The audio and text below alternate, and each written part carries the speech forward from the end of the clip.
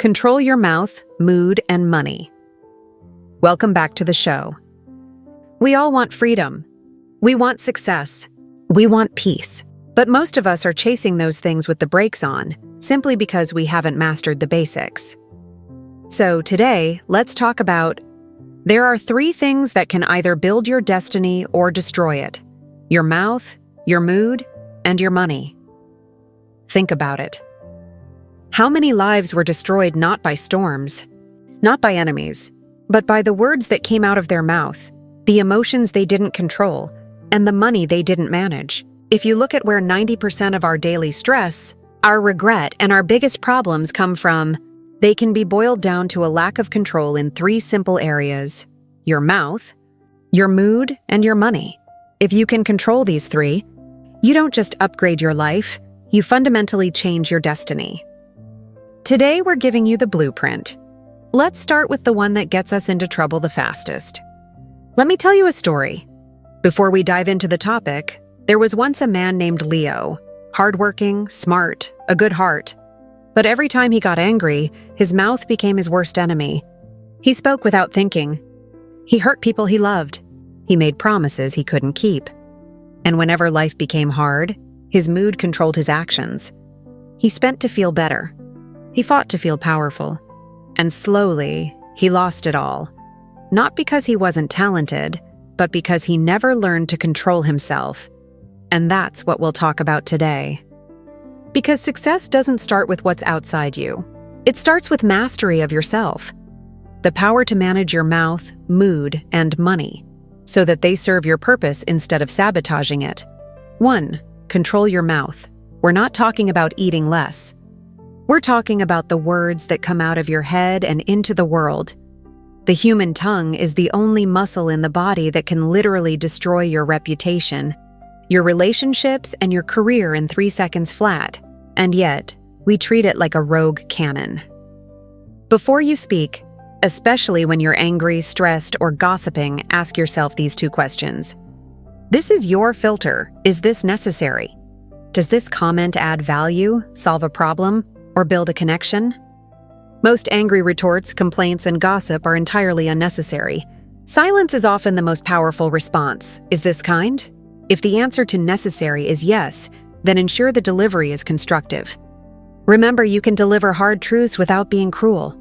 Your mouth can bless your future. Or burn it down. Words are seeds. Every word you speak is like planting something in your life or someone else's. You can plant peace or you can plant poison. So ask yourself, am I speaking life or am I speaking destruction? People lose jobs, friendships, and respect because they don't control their tongue. They speak when they should stay silent. They gossip when they should focus. They complain when they should be grateful. Proverbs says, "Death and life are in the power of the tongue." That means your words are not harmless. They carry weight. They carry power. When you say, "I can't do this. I'll never make it. I'm broke," you're not just describing your situation. You're declaring your future. But when you say, "I will rise. I'm learning. I'm growing," you're rewriting your destiny. Here's the lesson that we can coup here. Lesson 1. Speak less, listen more.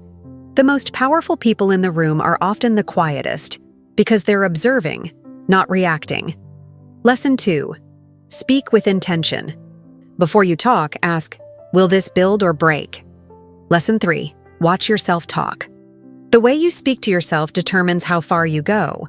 If you keep telling yourself you're not good enough, your brain will start believing it. So from now on, speak words that empower you. Encourage yourself like you would encourage your best friend, because the world already has enough critics. What you need is your own cheerleader. The truth is, self-control is self-respect. When you control your mouth, you preserve your integrity, you elevate your reputation, and you free yourself from having to constantly apologize for things you never should have said in the first place. You become trustworthy. 2. Control your mood hour. Mood determines your movement. When your emotions control you, you lose your power. When you control your emotions, you become unstoppable. We live in a world full of emotional reactions. One small thing, a bad comment, a delay, a disagreement, and people explode. They shout, "Post angry things online," and hurt others without thinking. But remember this: your reaction can destroy what your patience could have saved. The wisest people don't let temporary emotions make permanent decisions. Let me say that again. Don't make permanent decisions based on temporary emotions. You can't stop the storm from coming, but you can control how you stand in the rain. Lesson 1. Learn to pause. Before reacting, breathe. Count to 5. Ask, will this matter next week? If not, let it go. Lesson 2. Protect your peace. Don't let toxic people, social media, or negativity rent space in your head. Not everyone deserves your reaction. Sometimes silence is power. Lesson 3. Choose gratitude over complaint. Gratitude turns chaos into calm. When you focus on what's still working, your mood starts to heal. Remember, your peace is your power. Your emotional control is your weapon. Because anyone can act right when things go right. But true strength is staying kind and calm when life tests you. This is where we often fail the most. We believe we have to react immediately to everything that happens to us. Your boss sends a harsh email. A driver cuts you off. Your kid spills milk. And boom, you've given away your power. Controlling your mood isn't about being happy all the time. That's impossible and frankly, a little weird. It's about controlling the gap between the stimulus and your response. The 5-second rule. The next time you feel that instant flare of anger, frustration, or panic, you need a circuit breaker. Use the 5-second rule. Stimulus, e.g., the phone rings at 10 p.m. with bad news. Response. You count to 5 before you allow yourself to react verbally or emotionally. 1, 2, 3, 4, 5. Breathe. In those 5 seconds, you are reclaiming your power. You acknowledge the feeling, but you don't let the feeling drive the bus. You choose to respond from a place of strategy instead of emotion. Control your mood, and you control your peace. You become unflappable. 3.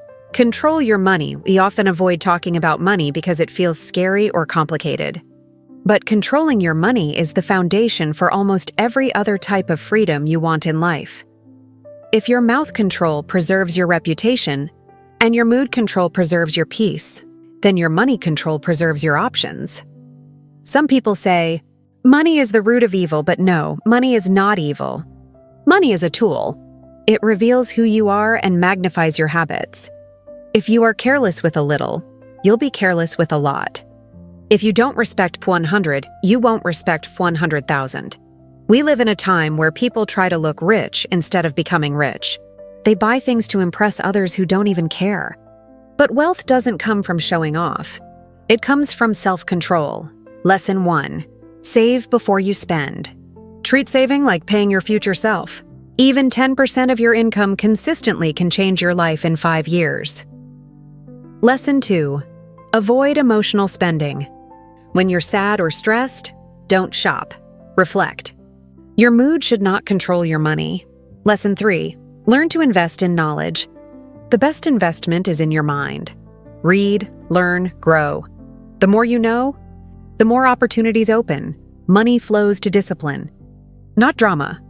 When you control your finances, you gain freedom. Freedom to say no, to walk away, to live on your terms. Don't work for money only. Make your money work for you. If you want to feel more in control of your finances, you need to answer these questions honestly. Do I know exactly where 100% of last month's money went? Not roughly, not generally, exactly. If you don't track it, you don't control it. This is step 1 to financial freedom. Does today's spending move me closer to my 5-year goal or further away from it? That $5 coffee, that impulsive purchase, is it serving your future self? Or is it serving the instant gratification of your current mood? You don't need to be a millionaire to control your money. You just need to be more disciplined with your budget than you are with your cravings. Control your money and you gain control over your future. You become resilient, So there you have it. The 3 pillars of self-mastery. Mouth preserves your integrity and reputation. Mood preserves your peace and power. Money preserves your options and freedom. When you control your mouth, your mood, and your money, you take control of your life. These 3, your words, emotions, and finances, are like 3 pillars holding your destiny. If one breaks, everything shakes. But if all 3 are strong, you become unshakable. So today, I want you to make a promise to yourself. I will speak life. I will master my emotions. I will respect my money. Because success is not about luck. It's about discipline. And discipline is the bridge between your dreams and your reality. You don't need to control the world. You just need to control yourself. So, my friend, control your mouth. Control your mood. Control your money, and soon, you'll realize you've gained control of your destiny. Now here is your challenge for the week. Pick one challenge, just one. For the next 7 days, every time you're about to speak out of turn, react emotionally, or make an unplanned purchase, remember that pause. Control your mouth, mood, or money. That's your key to stopping the cycle of waiting and finally starting living with intention. Thank you for tuning in. Now go take control. Before you click off this video, take 30 seconds. Look at your biggest goal and write down the first step. Then, post it in the comments below. Let's make today the day you start controlling your mouth, mood, and money.